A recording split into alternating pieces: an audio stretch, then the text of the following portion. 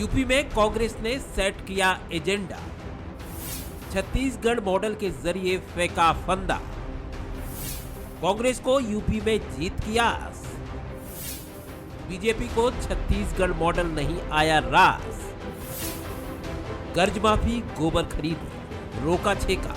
छत्तीसगढ़ सरकार की ये कुछ ऐसी महत्वपूर्ण योजनाएं हैं जिनके सहारे कांग्रेस उत्तर प्रदेश की चुनावी वैतरणी पार करना चाहती है। छत्तीसगढ़ मॉडल को आधार बनाकर कांग्रेस उत्तर प्रदेश की जनता को लुभाने में जुट गई है। कांग्रेस के अलग अलग घोषणा पत्रों में छत्तीसगढ़ सरकार की योजनाओं का अंश नजर आता है। छत्तीसगढ़ की योजनाओं को उत्तर प्रदेश के घोषणा पत्र में शामिल करने से मुख्यमंत्री काफी खुश हैं, तो कांग्रेस इसके आधार पर यूपी में जीत का दावा कर रही है। उत्तर प्रदेश के चुनाव में कांग्रेस पार्टी की तरफ से ये भी कहा गया कि हम 10 दिनों के भीतर किसानों का कर्जा माफ करेंगे। ये बात छत्तीसगढ़ में भी कही गई थी और आपने देखा 3/4 बहुमत के साथ सरकार आई। इसके अलावा 2500 रुपये प्रति क्विंटल धान खरीदी की बात की गई थी। लगातार सरकार बनने से अब तक 2500 रुपये के हिसाब से किसानों को भुगतान दिया जा रहा है। इधर जहां छत्तीसगढ़ की योजनाओं को महत्व मिलने से कांग्रेस गदगद है, वहीं बीजेपी कांग्रेस के दावों को खोखला बता रही है। चाहे योजनाओं की सफलता हो या फिर छत्तीसगढ़ मॉडल, बीजेपी को इस पर भरोसा नहीं है।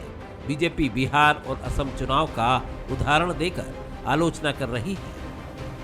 वास्तविक में छत्तीसगढ़ में आके देखना चाहिए और उसके बाद में वहाँ घोषणा पत्र जारी करना चाहिए। असम में घोषणा में लोगों ने विश्वास नहीं किया और उत्तर प्रदेश के लोग भी इनके घोषणा पत्र कोई विश्वास नहीं करेंगे। झूठ बोल करके अपने योजनाओं के बताते रहते हैं, तो उत्तर प्रदेश की जनता इनके घोषणा पत्र को किनारे लगा देंगे। कुल मिलाकर जनता का दिल जीतने के लिए कांग्रेस लंबे चौड़े वादों की फहरिस्त के साथ चुनावी मैदान में है। छत्तीसगढ़ में कांग्रेस ने वादों को जमीन पर उतारा भी है। शायद यही वजह है कि छत्तीसगढ़ मॉडल चर्चा में है और इसी मॉडल के जरिए अब कांग्रेस यूपी को फतह करने की कोशिश में लग गई है। मोहन तिवारी, बंसल न्यूज, रायपुर। नमस्कार, आज का मुद्दा में आप सभी का स्वागत है। मैं हूं आदित्य नामदेव। कृषि व्यवसाय से जुड़े लोगों के बूते छत्तीसगढ़ में कांग्रेस ने अपनी किस्मत बदली थी। अब वही किस्मत कांग्रेस चाहती है कि यूपी में भी बदले।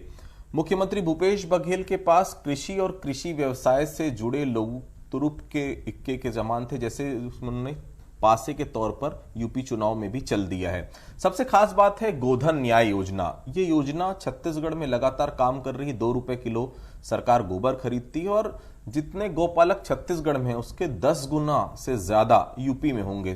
सरकार ये जानती है कि ये योजना निश्चित तौर पर यूपी में काम करेगी और कांग्रेस पार्टी भी ये जानती कि जिस तरह से कृषि व्यवसाय से जुड़े लोगों के बलबूते पर छत्तीसगढ़ में ग्रामीण अर्थव्यवस्था ने रफ्तार पकड़ी है, ये पासा अगर यूपी में चल गया तो निश्चित तौर पर कांग्रेस पार्टी को बहुत ज्यादा फायदा मिलेगा।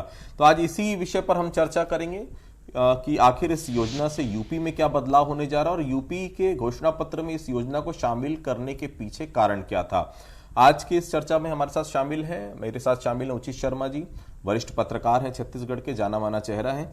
अभय नारायण जी मेरे साथ मौजूद हैं, कांग्रेस के यहाँ पर प्रवक्ता हैं। अमित चिमनानी जी है मेरे साथ, जो भारतीय जनता पार्टी के प्रवक्ता हैं। मैं सबसे पहले उचित शर्मा जी के पास ही चलता हूं। उचित जी, ये जो गोधन न्याय योजना है, छत्तीसगढ़ में समय समय पर यह आरोप भी लगता रहा कि वर्मी कंपोस्ट का क्या हुआ, हजारों लाखों किलो जो है ये गोबर कहीं बारिश में बह जाता है, कहीं कोई दूसरी चीज हो जाती है।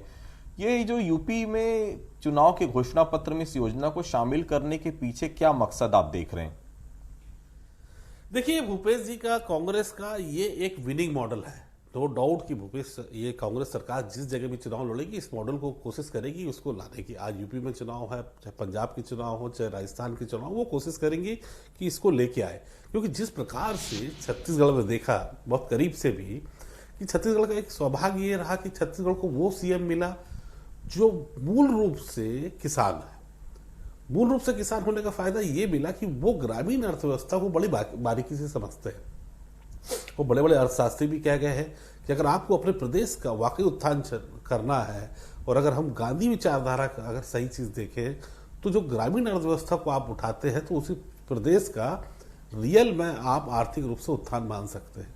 इस चीज को बड़ी गंभीरता के साथ भूपेश बघेल जी ने समझी, क्योंकि किसान है और मूल रूप से किसान होने का फायदा, देखिए किसान तो विधानसभा में बैठे 80% लोग किसान हैं, लेकिन जो मूलतः किसान होता है वो किसान की चीजों को समझता है, किसानों के दर्द को समझता है, किसानों को चाहिए क्या है, उनको बिजली कैसा चाहिए, उनको बीज कैसे चाहिए, खाद कैसे चाहिए, कहाँ पे उनको तकलीफें होती है, उस चीज़ को उन्होंने समझा।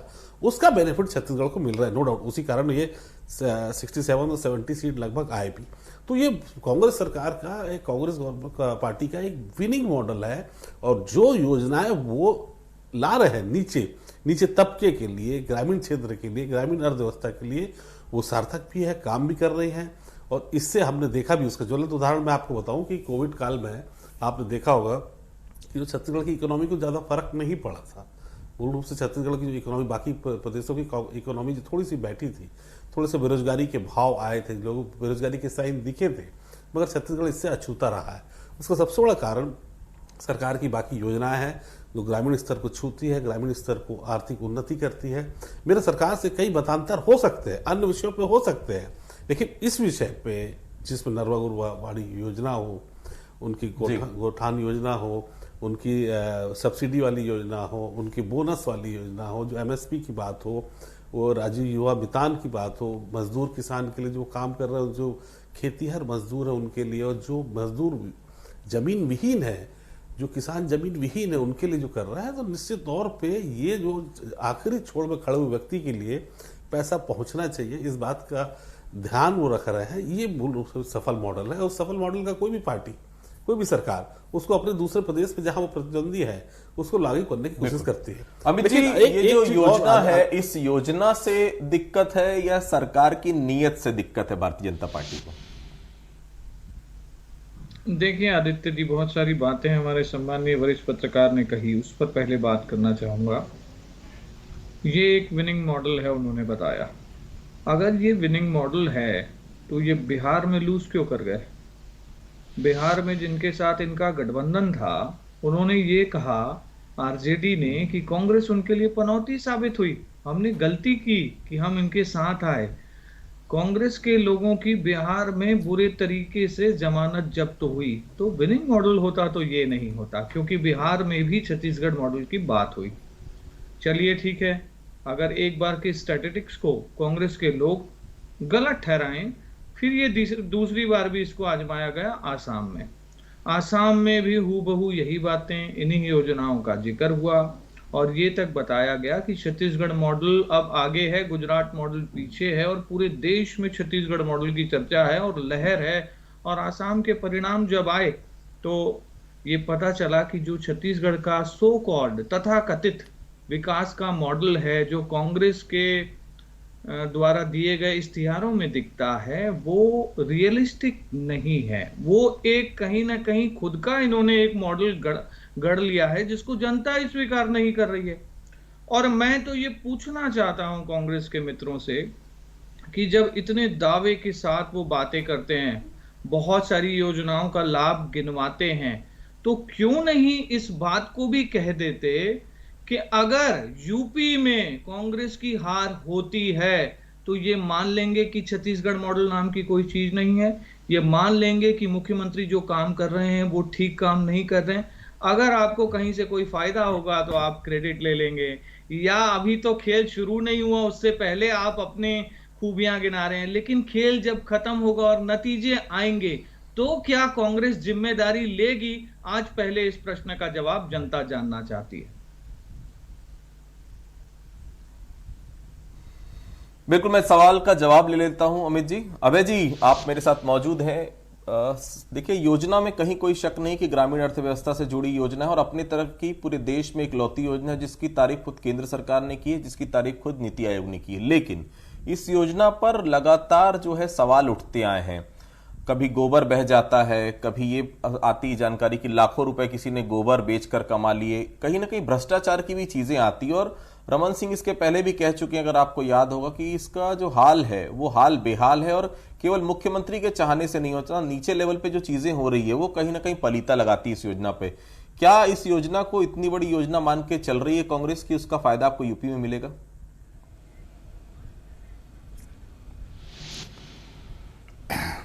आदित्य जी, सबसे पहले मैं अपने छोटे भाई अमित चिमनानी जी का जवाब दूंगा। उन्होंने कहा कि आसाम और बिहार में छत्तीसगढ़ मॉडल की जीत क्यों नहीं हुई। पहली बात तो बिहार में भी और आसाम में भी घोषणा पत्र में न गोधन न्याय योजना की बात हुई थी, न 2500 रुपया धान की कीमत की बात हुई थी। हम वहाँ प्रचार में बताते थे कि हम छत्तीसगढ़ में ये कर रहे हैं, हमने घोषणा पत्र में नहीं लाया था। उत्तर प्रदेश के चुनाव में घोषणा पत्र में राष्ट्रीय कांग्रेस कमेटी और उत्तर प्रदेश कांग्रेस कमेटी घोषणा पत्र में इन मॉडल को लेके आ रही है, इन बातों को लेके आ रही है। तो भारतीय जनता पार्टी आरएसएस का जो काम होता है कि आप बात करेंगे छत्तीसगढ़ मॉडल की तो वो बात करेंगे बिहार की, वो बात करेंगे आसाम की। 2 सीट से आप 400 सीट पहुंचे हो, ये आपकी उपलब्धि हो सकती है, लेकिन वो स्थायी नहीं है। और आज जो मॉडल सक्सेस होता है, उचित शर्मा जी ने, हमारे सम्मानीय पत्रकार ने बहुत अच्छी बात कही कि जो मॉडल सक्सेस होता है उसकी चर्चा होती है। छत्तीसगढ़ में हमने घोषणा की, हमारी घोषणा पे जनता ने विश्वास किया और 70 सीटों के साथ हमको बहुमत मिला। आज चाहे उपचुनाव हो रहे हो, पंचायत चुनाव हो रहे हो, नगर निगम चुनाव हो रहे हैं, वहाँ हमको जनता पुनः अपना समर्थन हमको लगातार दे रही है। ये हमारी इस मॉडल की और हमारी योजनाओं की जीत है जो छत्तीसगढ़ में हो रही है। इन्हीं मॉडल और उसकी चर्चा अब उत्तर प्रदेश के घोषणा पत्र में कर दी गई, तो आज पूरे देश में इसकी चर्चा हो रही है। मैं तो ये पूछता हूँ चिमनानी जी से और मित्रों से कि 15 साल रमन सरकार भी आ रही, जनता ने भरपूर समर्थन आपको दिया, 3 बार आपकी सरकार बनी, आपका का मॉडल कहाँ है? 15 साल में कोई मॉडल की बात आई क्या? रमन मॉडल, मूड़त model, Brijmohan model, Prem Prakash Pandey model, Amar Agrawal model, ये मॉडल चलते रहे, लेकिन छत्तीसगढ़ मॉडल का नाम कहीं नहीं आया। और भारतीय जनता पार्टी के नेताओं से तो मुझे ये समझ में नहीं आता कि छत्तीसगढ़ शब्द से उनको चिढ़ क्यों है, उनकी नाराजगी क्या है?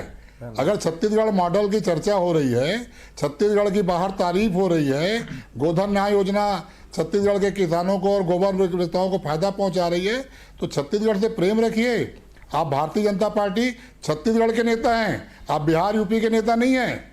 लेकिन इसका कारण है आदित्य जी कि जब 15 साल का मंत्रिमंडल को आप देखेंगे तो मुख्यमंत्री सहित आधे मंत्री ऐसे थे जिनका छत्तीसगढ़ से कोई नाता नहीं था, अमित जी, जिनकी पृष्ठभूमि छत्तीसगढ़ की नहीं थी, तो वो छत्तीसगढ़ से प्यार कैसे करेंगे? छत्तीसगढ़ से प्यार तो वो करेगा ना जो भूपेश बघेल होगा, छत्तीसगढ़ से प्यार वो करेगा जो प्रेमसाद सिंह होगा, छत्तीसगढ़ से प्यार करेगा जो रविंद्र चौबे होगा, अब ये जवाब ले लेते हैं, करेगा मोहम्मद अकबर होगा।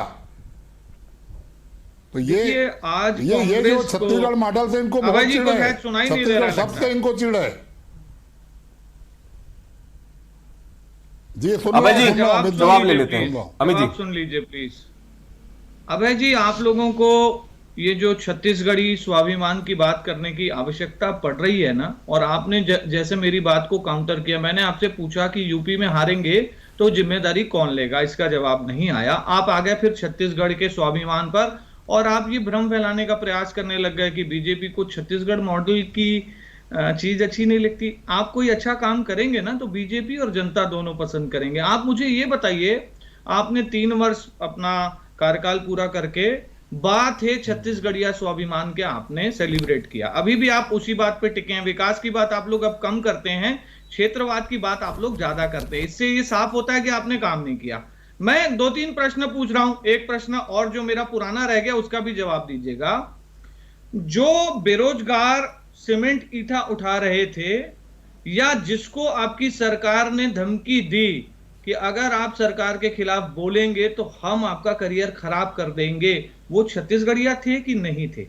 जो विद्या मितान आंदोलन कर रहे थे, जो पुलिस के जवान आंदोलन कर रहे थे, जो किसान नई राजधानी में डटे हुए हैं, जिसको राहुल गांधी के आने पर आप लोगों ने बंद कर दिया, वीडियोस उन्होंने अंदर से बनाए, राहुल गांधी से आपने उनको मिलने नहीं दिया।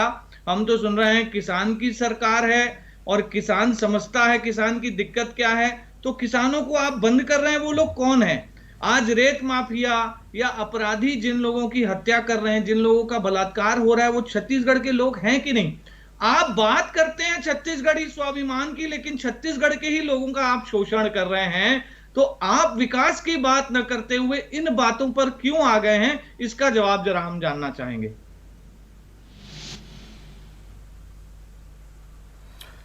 अभय जी, मेरा एक सवाल ये भी था, ये पूरी योजना तो शुरू आपने की है, कहीं ना कहीं लोगों को फायदा भी मिल रहा है, और जो मुझे जानकारी है अगली बार हो सकता है चुनाव के पहले आप इसे 2 रुपए किलो की जगह 5 रुपए किलो भी कर दें। लेकिन यूपी में अगर यूपी का सिनारियो हम समझने की कोशिश करें तो छत्तीसगढ़ से लगभग 10 गुना ज्यादा पशुपालक वहां पर हैं। इसमें कोई दो राय नहीं है कि भारतीय जनता पार्टी राम के सहारे ये चाह रही कि अपनी नैया जो है यूपी में पार लगा ले। कांग्रेस ये चाह रही कि चूंकि कृषि व्यवसाय से जुड़े लोग पशुपालक बहुतायत में है यूपी में, तो ये एक बड़ा गेम चेंजर कांग्रेस के लिए साबित हो सकता है। स्थिति बहुत अच्छी नहीं है कांग्रेस की वहां पर, मुख्यमंत्री लगातार दौरे जरूर वहां के कर रहे हैं, लेकिन बहुत अच्छी स्थिति कांग्रेस की नहीं है। ये बड़ा सवाल हर समय उठता आया है कि यहां पर जो योजना अच्छे से नहीं चल रही है, आप वहां पर दूसरे राज्य में कैसे उसको आगे इंप्लीमेंट कर पाएंगे? क्या इसके लिए कोई प्लानिंग है आपके पास? देखिए, 25-30 सालों से उत्तर प्रदेश की राजनीति में दो चीज़ों का बहुत बोलबाला हो गया है। एक तो जाति की राजनीति, दो प्रमुख पार्टियां जो आज सपा और बसपा विपक्ष में हैं वो जाति की राजनीति कर रही हैं, सीधे जाति की बात करती हैं। और दूसरी जो पार्टी वहाँ भी सत्ता में है, भारतीय जनता पार्टी, वो केवल धर्म की बात करती है। वो कहीं ना कहीं से राम भगवान, शंकर भगवान, कृष्ण भगवान, उससे बाहर निकलने का प्रयास नहीं करते। कल भी प्रधानमंत्री जी का इंटरव्यू था तो न उन्होंने बेरोजगारी की बात की, न उन्होंने महंगाई की बात की, न उन्होंने किसान के दुगनी आय करने की बात की, वो धर्म की बात और कांग्रेस पे आरोप लगाते रहे। तो उत्तर प्रदेश में आज विकास की आवश्यकता है। उत्तर प्रदेश पंजाब के बाद सर्वाधिक किसान वाला प्रदेश है, जहाँ किसानी होती है। उत्तर प्रदेश में कई गांव ऐसे हैं जहाँ सरकारी ज़मीन ही नहीं है, पूरी प्राइवेट ज़मीन है, पूरे किसानों की ज़मीन है। तो वहाँ ये जो आवारा पशु हैं, जिन पशुओं को दूध नहीं देते, जिन पशुओं को हल में काम नहीं आता, उनको छोड़ दिया जाता है। वो बहुत बड़ी समस्या है। उसको भी कांग्रेस के लोगों ने समझा और छत्तीसगढ़ की योजना को जब देखा कि रोका छेका के माध्यम से गौठान में उनको इकट्ठा किया जा सकता है, गौपालकों को उनको दिया जा सकता है, और जब हम गोबर खरीदेंगे तो निश्चित रूप से उसको लोग सेवा करेंगे और गोबर को बेचेंगे। तो ये यथार्थ पे किसानों के लिए और किसानी को फायदा करने के लिए योजना लाई गई और छत्तीसगढ़ में वो सक्सेस हुआ है।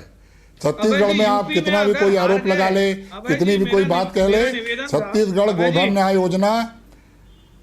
अभय जी, एक निवेदन कर रहा था मैं आपसे, अगर यूपी में कांग्रेस नहीं जीतती है तो आप क्या मानेंगे? देखिए, कांग्रेस 140 साल की पार्टी है और कांग्रेस ने बहुत जीत हार देखे हैं। आप केवल जीत और जीत देख के बहुत गदगद हैं। आपकी हार को भी कांग्रेस ने देखा है। उस दिन क्या आप लोगों ने राजनीति छोड़ दी? क्या आप लोगों ने घोषणा करना बंद कर दिया? पश्चिम बंगाल की हार को क्या नरेंद्र मोदी जी ने स्वीकार किया? नहीं, हम जीते हार जीत नहीं, हम अपना प्रचार करने गए हैं। हार जीत तो उत्तर प्रदेश की जनता तय करेगी। तो यूपी में हारने वाले हैं, आप मान गए क्या? तो आज स्वीकार करिए कि आप अगर बंगाल में हारे हैं, आप बंगाल में हारे तो नरेंद्र मोदी इस्तीफा दे दें, अमित शाह इस्तीफा दे दें, हार स्वीकार कर लें। आप तो राज्यपाल के माध्यम से भी ममता बनर्जी पे हमला कर रहे हैं। अभी भी राजभवन से चला रहे हैं राज वहां। आप जिस छत्तीसगढ़ मॉडल की बार-बार बात कर रहे हैं ना कि लोगों को पसंद आ रहा है और छत्तीसगढ़ जैसा काम कहीं नहीं हो रहा है। अमित भाई, आप छत्तीसगढ़ मॉडल को बहस को मोड़िए मत। 10 मार्च को फैसला हो जाएगा कि आप कितने पानी में हैं और उत्तर प्रदेश की जनता कितने पानी में है। उत्तर प्रदेश की जनता सबक सिखाएगी। उत्तर प्रदेश की जनता पे भरोसा करिए। नहीं, हमें तो बहुत चलिए अमित जी, अभय जी मानने को तैयार नहीं और श्योर भी नहीं कि कांग्रेस वहां जीत पाएगी कि नहीं जीत पाएगी। अमित जी, मेरा एक सवाल था आपसे। 15 साल लगातार शासन में रही भारतीय जनता पार्टी छत्तीसगढ़ में, गायों के लिए बहुत ज्यादा कुछ कर नहीं पाई। सबसे बड़ी बात है, गौशाला में लगातार गायों की मौतें होते रही। अब कम से कम गोधन न्याय योजना के चलते जो गायें जो सड़क में घूम रही थी, जो गोबर निरर्थक था, कम से कम गायों की देखभाल हो रही। लोग पशुपालन को बढ़ावा देने के लिए गांव में लगातार काम चल रहा है। एप्रिसिएशन नहीं करेंगे कि कुछ अच्छा काम हो रहा है? देखिए, विपक्ष का काम होता है सरकार जो काम कर रही है उसे जनता तक पहुंचाना और सरकार को आईना दिखाना। आज सिर्फ भाजपा नहीं, सारे मीडिया रिपोर्ट्स और आप जाइए गोठानों में तो आपको दिखेगा कि जब हवा चलती है तो गोठानों की छत उड़ जाती है। गोठान के बाहर दरवाजे पे ताला लगा मिलता है और एक गाय माता वहां मरी मिलती है। गोबर आप खुद ही बता रहे हैं कि कितना क्विंटल बह जाता है, इसका मंत्री जी जवाब नहीं दे पाते हैं विधानसभा में, और जिनको गोबर खरीदी के बाद पेमेंट किया गया है वो कहते हैं कि हमने तो कभी गाय और भैंस रखी नहीं और हमको तो पैसा मिला नहीं। ये गोबर वाली जो योजना है ना, ये एक भ्रष्टाचार के लिए इन्होंने इजाद की, जो 100 करोड़ रुपए की योजना है आज की, और छत्तीसगढ़ का बजट है 1 लाख करोड़ रुपए का। आप क्या बता रहे हैं? आपका छत्तीसगढ़ का बजट 1 लाख करोड़ का है और आप 100 करोड़ की योजना की ही चर्चा करते हैं। बाकी पैसे का आप हिसाब नहीं देना चाहते, या वो पैसे कहीं चले गए? और ये भी सरकार को बताना चाहिए। और रोका छेका की जो बात करते हैं माननीय आदित्य जी, इनके खुद के मंत्री रोका छेका की नाकामयाबी की वजह से उनका मवेशियों से गाड़ी टकरा गई और वो गाड़ी फिर पेड़ से टकरा गई, वो मरते मरते बचे हैं। ये इनकी खुद की योजनाएं हैं जो इनके मंत्रियों पर, इनके कार्यकर्ताओं पर और प्रदेश की जनता पर भारी पड़ रही हैं। और खुद को, कांग्रेस को भी ये समझना चाहिए कि विपक्ष और जनता अगर उनकी योजनाओं में खामी बता रहा है तो उनको उस पर कार्रवाई करके योजना को सुधारना चाहिए।